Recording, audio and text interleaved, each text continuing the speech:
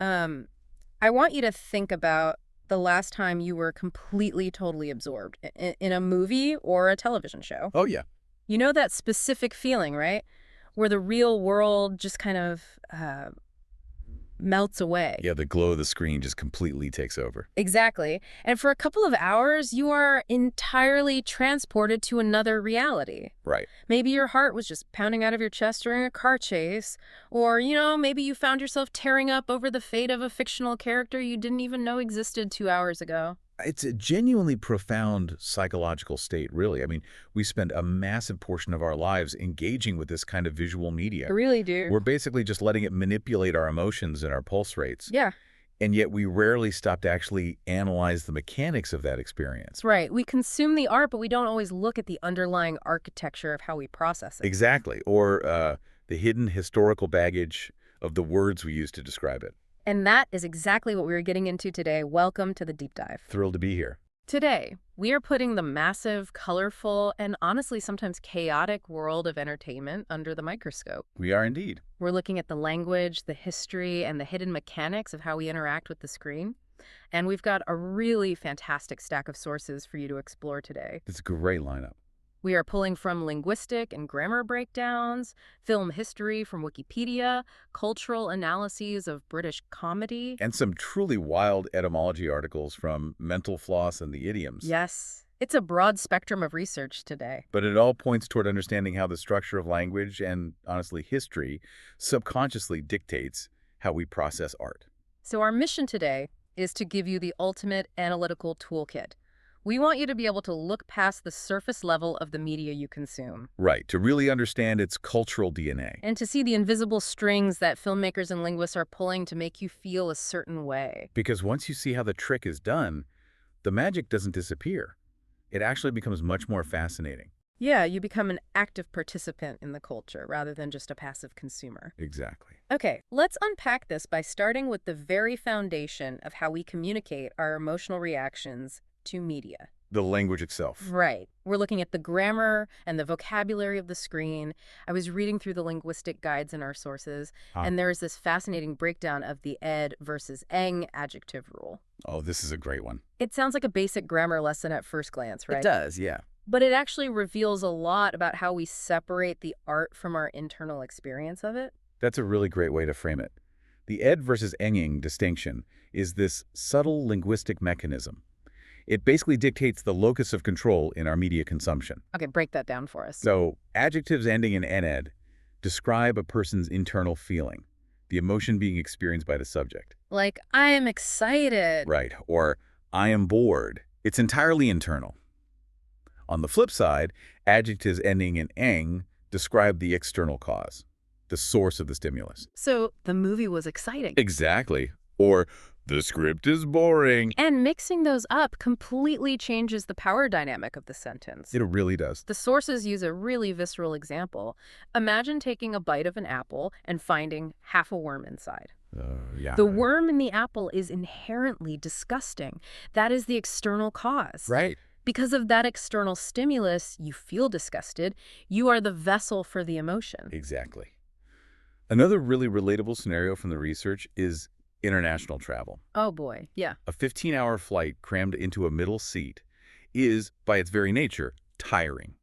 It is an active drain on your energy. For sure. Therefore, when you stumble off the plane, you feel tired. If you were to walk into the airport terminal and announce, "I'm tiring." You're inadvertently confessing that you are an exhausting person to be around. Exactly. Which, to be fair, might be totally accurate after 15 hours in a middle seat. Fair point. But it shows how our language forces us to distinguish between what the media is doing and how we are reacting to it. Yeah, it creates a boundary. And when you look at how we market specific genres, like action movies, the vocabulary gets incredibly aggressive. Filmmakers don't just want you to feel entertained. No, they want to assault your senses. They really do. That's very true. And you see that reflected in the heavy reliance on compound adjectives in film marketing. Like what? Well, the sources highlight several essential ones that have become mental shorthand for us. You'll frequently hear a thriller described as action-packed, Right. which implies a container filled to the absolute brim, ready to burst. or nail-biting. I love that one. It translates psychological suspense into a literal physical symptom of anxiety. And a film leveraging a massive roster of famous actors is star-studded, which evokes this sense of overwhelming glamour. Exactly. And when a sci-fi concept is so vast it kind of breaks your brain, we call it mind-boggling. Yes. Or if the plot just totally ignores the laws of physics, we politely label it far-fetched. That's the polite way to say it, yeah. We also use all these deeply ingrained idioms, like being on the edge of my seat.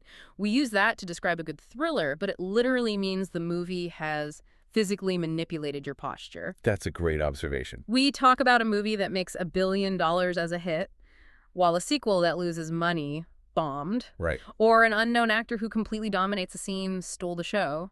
We just use these words as cultural shorthand. We do, and our vocabulary is constantly shifting to accommodate new ways of consuming media. Definitely. Perhaps the most significant modern addition to our viewing lexicon is a term that reflects a total paradigm shift in narrative consumption.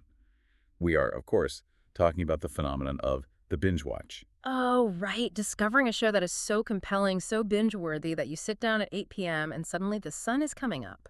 To binge watch a series means to consume multiple episodes of a single television program in rapid succession, almost always in one continuous sitting. Yeah. Just let that sink in for a moment. It's a lot of screen time, and it's totally changed how writers even structure their stories now. Oh, absolutely. You don't need to recap what happened last week because the viewer watched it 4 minutes ago. Exactly. But, we throw around these casual, somewhat violent terms like hit or bomb without thinking about their origins. Yeah, we do. Here's where it gets really interesting.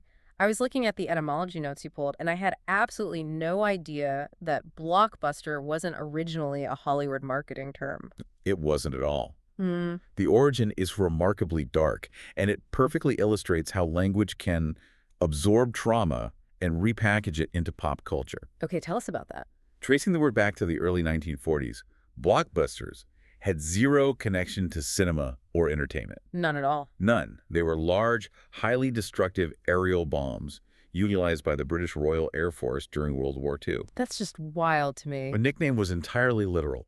These weapons possessed the devastating payload capacity to completely level entire city blocks in a single airstrike. The term actually made its first print appearance in a Time magazine article in November 1942, describing an Allied bombing raid over Italy.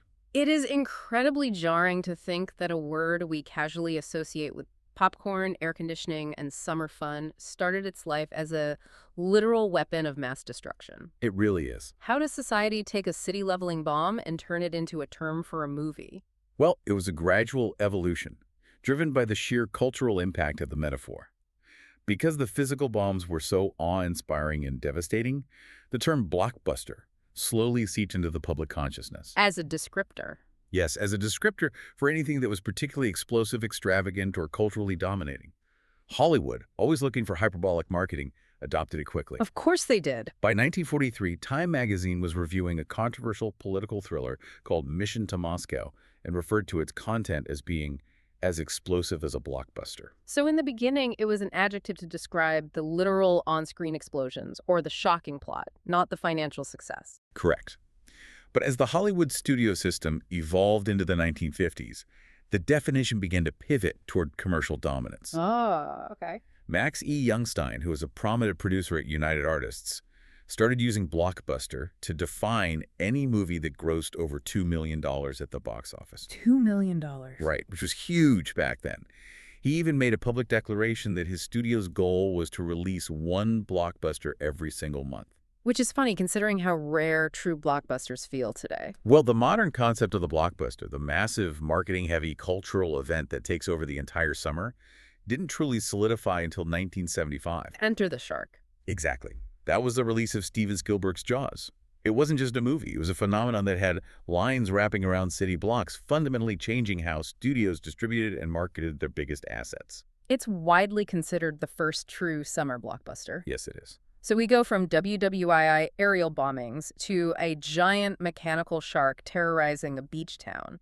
That is a fascinating linguistic journey. It really is. But obviously, we don't just go to the movies for explosions. Sometimes we actively seek out the exact opposite. We want deep, sweeping, devastating emotions. Right. We go to see a tearjerker. And the history of that word is completely different. It provides a wonderful contrast. While blockbuster was forged in modern warfare, tearjerker finds its roots in the dramatic arts of 19th century England. Okay. During the Victorian era, popular entertainment primarily consisted of serialized books and stage plays. Right. Certain writers and playwrights realized they could draw massive crowds by crafting stories that were purposefully, almost aggressively sentimental. They were engineering tragedy for profit. Precisely. They were structurally designed to physically move the audience to tears, leaning heavily on tropes of orphan children, tragic illnesses, and doomed romances. Classic melodrama stuff. Exactly.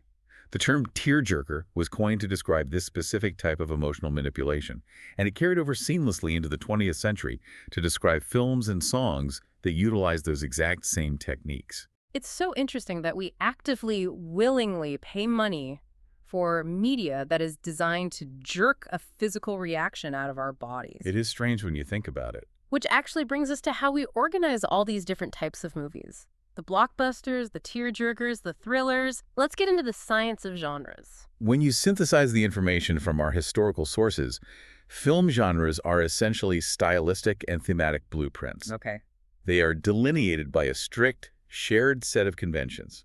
This includes specific visual iconography, predictable settings, expected narrative arcs, and standard stock characters. Right, so if you buy a ticket for a classic Western, you subconsciously expect a dusty frontier town setting and a gunslinger character. Exactly. Or if you sit down for a film noir, you know there's going to be a cynical detective and a femme fatale waiting in the shadows. Those conventions are the unwritten contract between the filmmaker and the audience. But the real question is why these genres formed such rigid, predictable formats in the first place. Why did they? The answer is purely industrial. Roughly spanning the 1920s through the 1950s, the major Hollywood studios operated like massive factories. The golden age of Hollywood was basically an assembly line. Exactly. They loved genre films because they were dependable, repeatable products. Makes sense. If a studio was greenlighting a gangster film, they didn't have to reinvent the wheel. They already had the urban backlots built. They knew they needed actors in heavy, double-breasted coats, echoing the iconography established in the 1931 classic Little Caesar. Just reuse the wardrobe. Right. Genres were incredibly efficient to produce because sets, lighting rigs, and costumes could be endlessly recycled. And more importantly, they were easy to market. Audiences instantly understood exactly what emotional experience they were purchasing. It was pure commerce masquerading as art. Yeah. But it also taps deeply into human psychology. And I think this is where the research gets incredibly profound. What's fascinating here is a theoretical framework introduced by film scholar Linda Williams. Oh, the body genres. Yes. She categorized 3 specific cinematic genres, horror, melodrama, and pornography, under the umbrella term of body genres. Right. Her argument is that these specific categories of film are fundamentally designed to bypass intellectual processing entirely. Just straight to the nervous system. Exactly. Their primary goal is to elicit actual involuntary physical reactions from the viewer that mimic the actions happening on screen. That is such a visceral way to look at it. So a horror film isn't just trying to tell a scary story.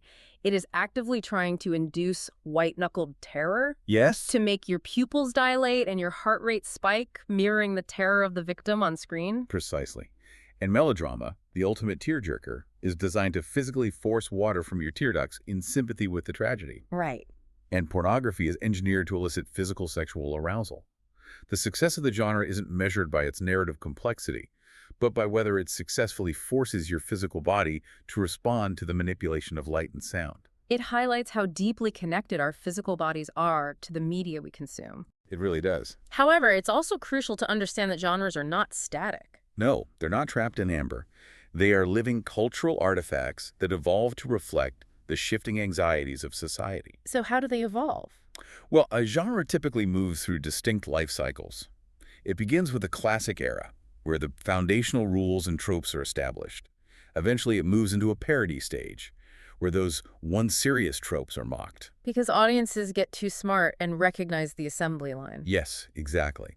Following parody, there's often a period of denial or deconstruction, and finally, you reach a stage of revisionism. Right. This is where filmmakers use the genre's own history to critique the society that created it. The sources outline a brilliant example of this evolution using the Western. Oh, it's a perfect example. If you look at the early classic Westerns from the 1930s and 40s, the morality is incredibly black and white. You have a clear, morally righteous hero in a white hat who protects a civilized, innocent society from lawless, savage villains out in the untamed wilderness.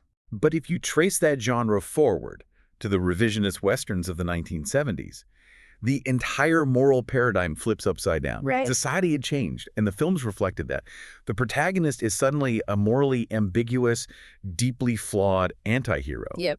Furthermore, this anti-hero often chooses to live in the wilderness specifically to escape a civilization that is now depicted as deeply corrupt, hypocritical, and destructive. The towns are the bad places now. Exactly. The villains are no longer the outlaws. They are the wealthy politicians and businessmen wearing suits in town.